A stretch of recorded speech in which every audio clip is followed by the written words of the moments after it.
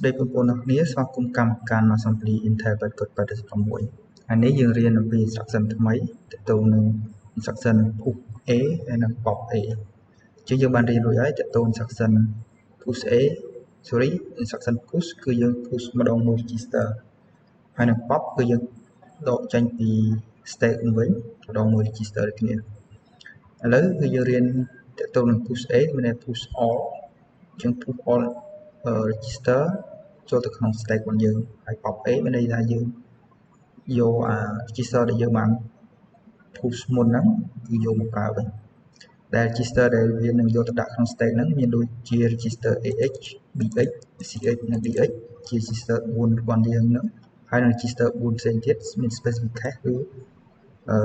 register SP BP DI ហើយនិង SI SP មកពាក្យថា stack pointer B មានន័យថា base pointer DI មានន័យថា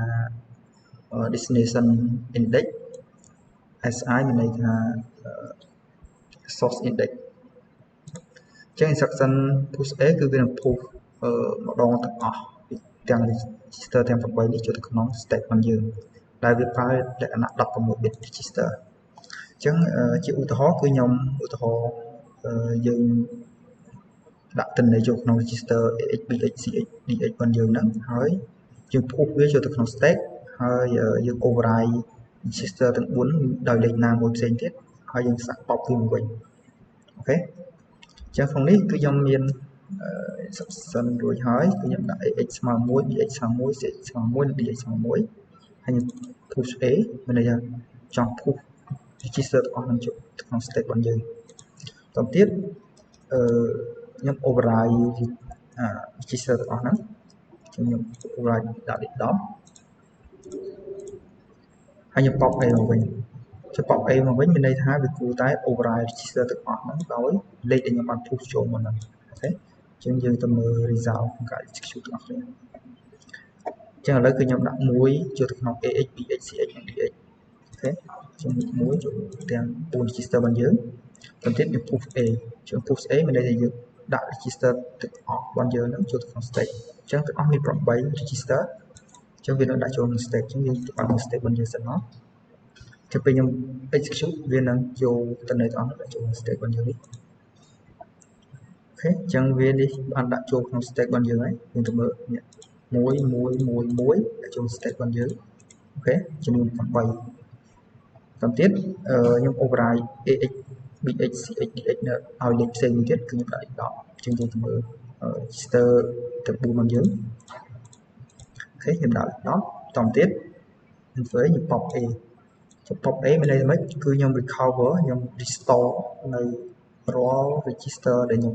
push ចូលទាំង command ហ្នឹងចូលទៅកន្លែងដើមហ្នឹងវិញអញ្ចឹងមានន័យថាអ្វីដែលយើងនៅក្នុង stack នេះវានឹង override ចូលទៅក្នុង register របស់យើងនេះអូខេដល់ពេលខ្ញុំ execute pop A អញ្ចឹងខ្ញុំ run single step ហើយយើងមើល register ទាំង4របស់យើងអូខេអញ្ចឹងវា override ដោយអ្វីដែលយើងបាន save ទុកមុនអញ្ចឹងនេះជាឧទាហរណ៍ដែលយើងប្រើប្រាស់ pop A ហើយនឹងpush A និង pop A អូខេជាឧទាហរណ៍មួយទៀតឥឡូវនេះយើង push ចូលម្ដងតែមួយឥឡូវខ្ញុំ push ម្ដង2អញ្ចឹងខ្ញុំចង់ push លេខ1ខ្ញុំ push អានេះម្ដងហើយខ្ញុំ push អាក្រោមនេះម្ដងទៀតហើយខ្ញុំ override វាអូខេហើយយើងមើល result របស់វាវិញ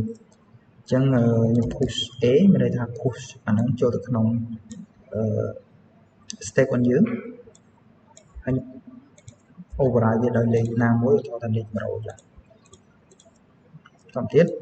pop A អញ្ចឹង pop A លើកទី1វាគួរតែយកអ្វីខ្ញុំ push នេះចូលទៅអញ្ចឹងអានេះ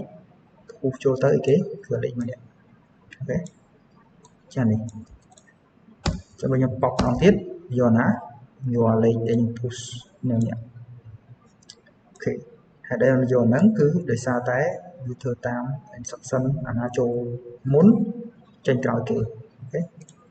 គឺ LIFO ជាយើងមើល result ទាំងអស់គ្នាជាខ្ញុំដាក់លេខ1ចូលក្នុង register AX instruction របស់យើងទាំង4នេះ AX BH CH DH អូខេតោះខ្ញុំ push A ជាយើងទៅមើល step របស់យើង step របស់យើងគឺខ្ញុំបាន single step អូខេអញ្ចឹងវាដាក់នេះទាំង8 register ណាអូខេបន្តទៀតខ្ញុំដាក់លេខ10ចូលទាំង4 register ណា ចឹងយើងទៅមើល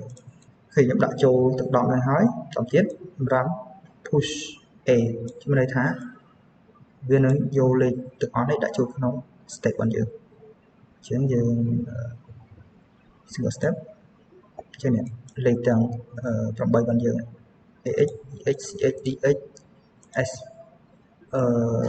sorry s sp bp si ហើយនិង di អូខេហើយនៅពេលដែលយើង